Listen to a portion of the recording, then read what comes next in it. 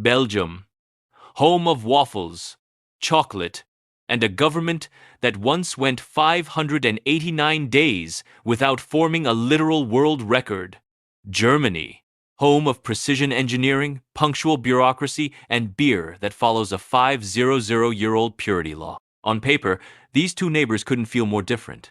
But underneath the stereotypes, how similar are they really? Today we're breaking down Belgium versus Germany, category by category, and giving it a final similarity score out of 100. To do this properly, we're not just comparing beer and chocolate. We're looking at language, government structure, economy, culture, and history, the things that actually define how a country runs and how its people think.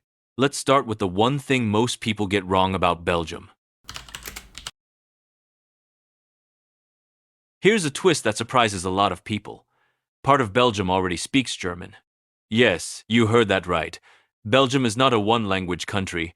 It has 3 official languages: Dutch, French, and German. Let's start with the German part, because this is the most surprising piece. In the east of Belgium, right next to the German border, there is a small region called the German-speaking community. About 77,000 people live there, and for them, German is not a foreign language. It is their first language, the one they grew up speaking at home. Think about that for a moment.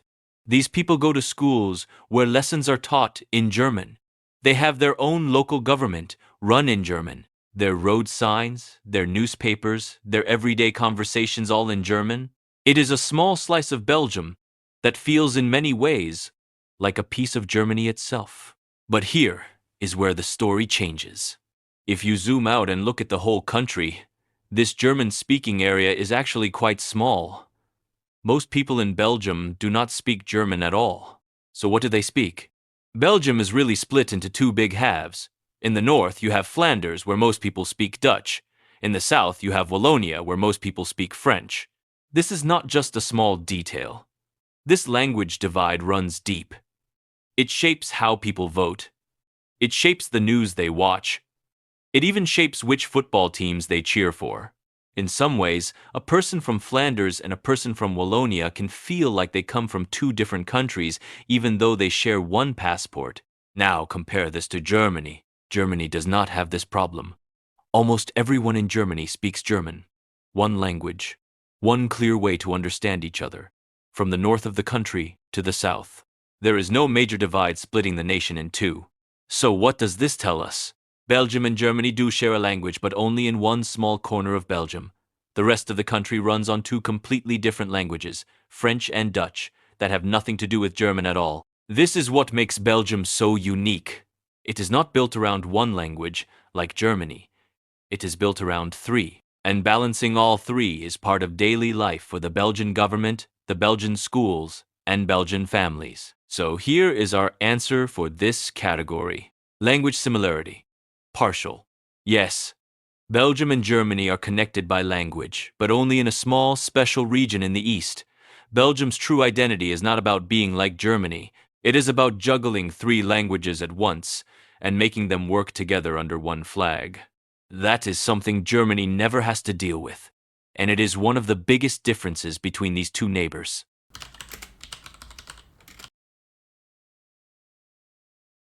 Both Belgium and Germany call themselves federal states. On paper, that sounds like a match. But once you look closer, this is where the 2 countries start to pull apart.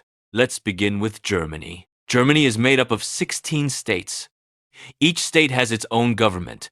Each one can make its own local decisions. But here is the key part. All 16 states still operate under one clear national system. There is one main framework that ties everything together. This makes decision-making fairly smooth.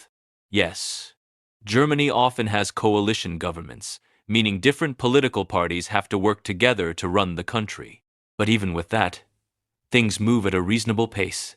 Governments in Germany are usually formed within weeks. Sometimes it takes a few months, but it happens. The system is built to keep moving forward. Now, let's look at Belgium. And this is where the story gets a lot more complicated. Belgium is also a federal state, but its version of federalism is layered, almost like a cake with too many layers. Power in Belgium is not just split between regions.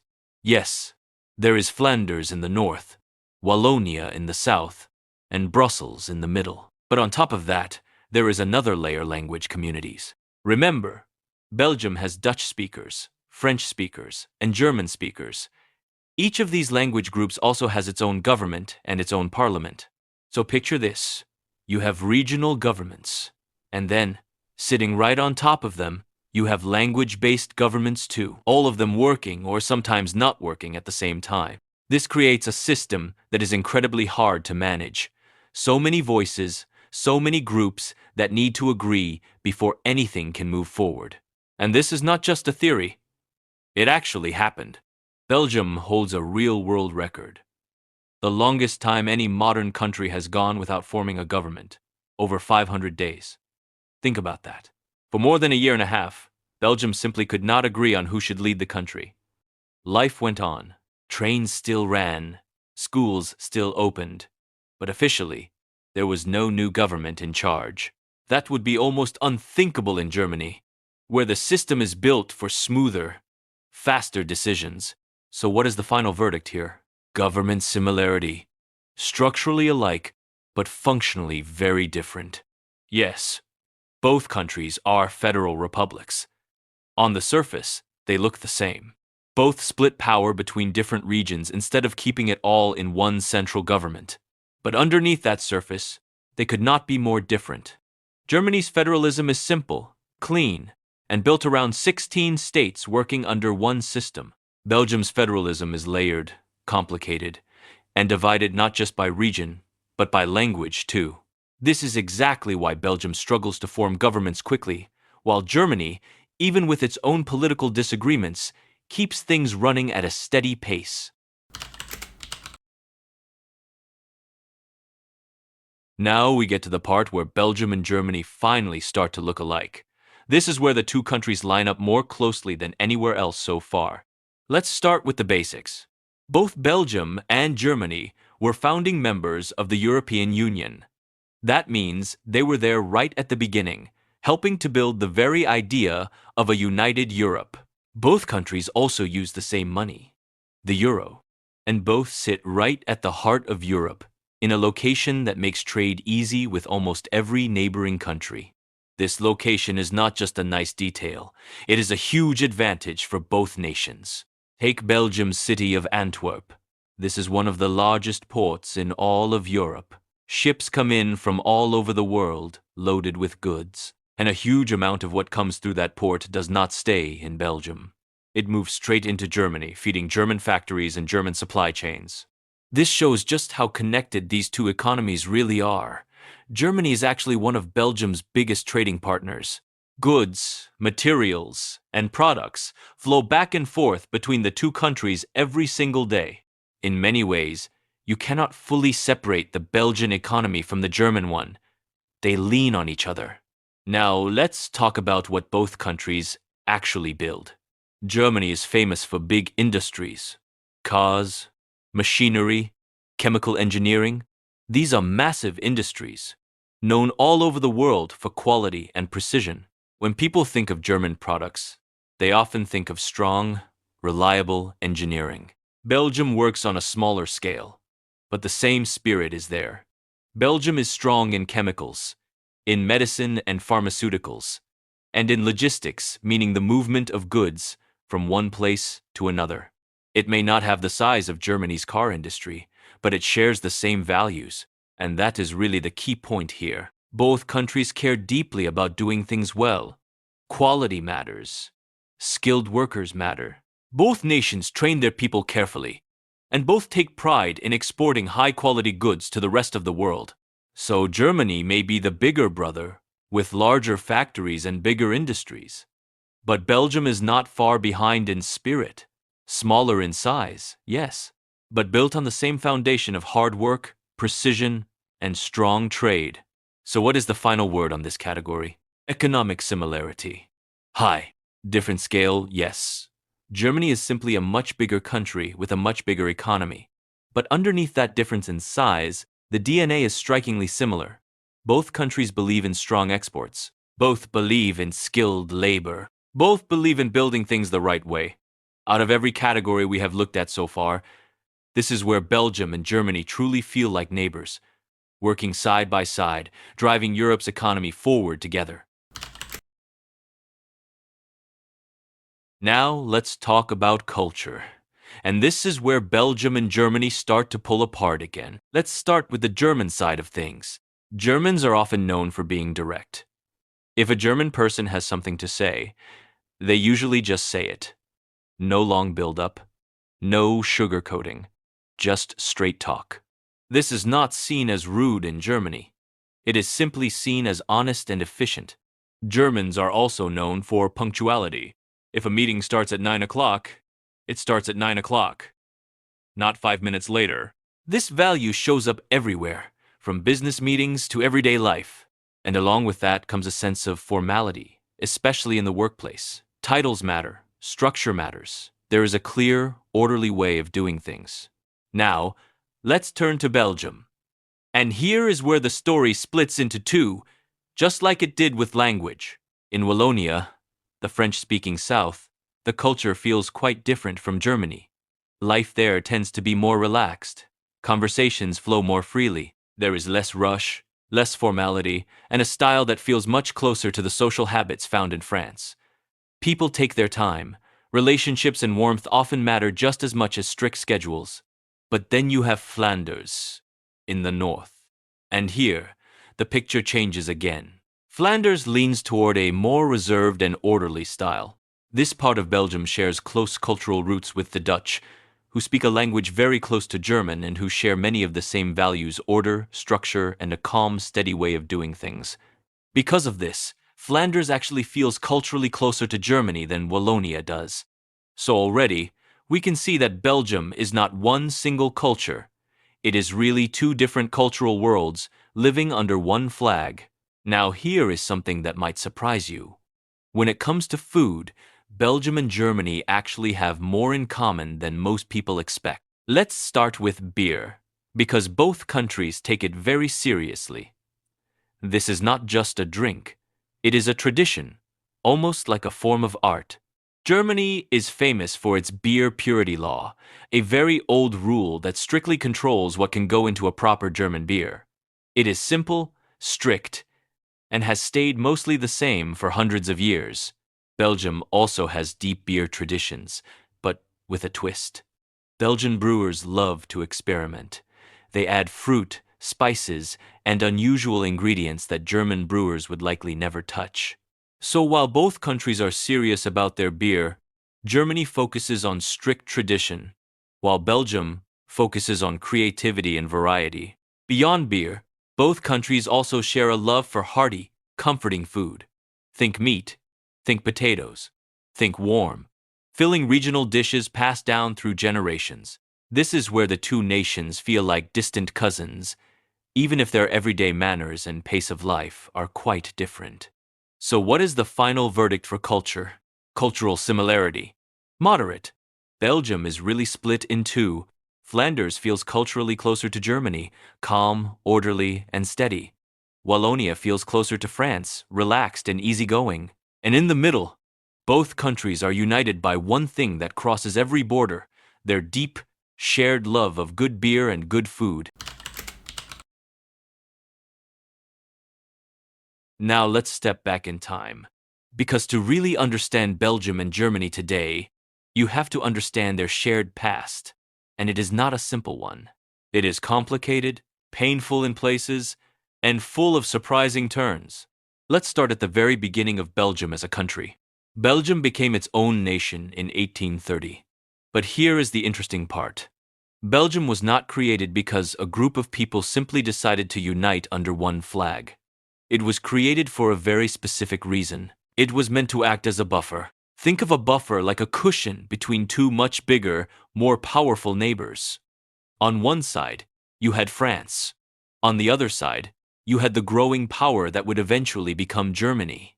Belgium was placed right in the middle, on purpose, to stop these two giants from clashing directly with each other. This is very different from a country like Austria, which was once politically joined with Germany for centuries, almost like family.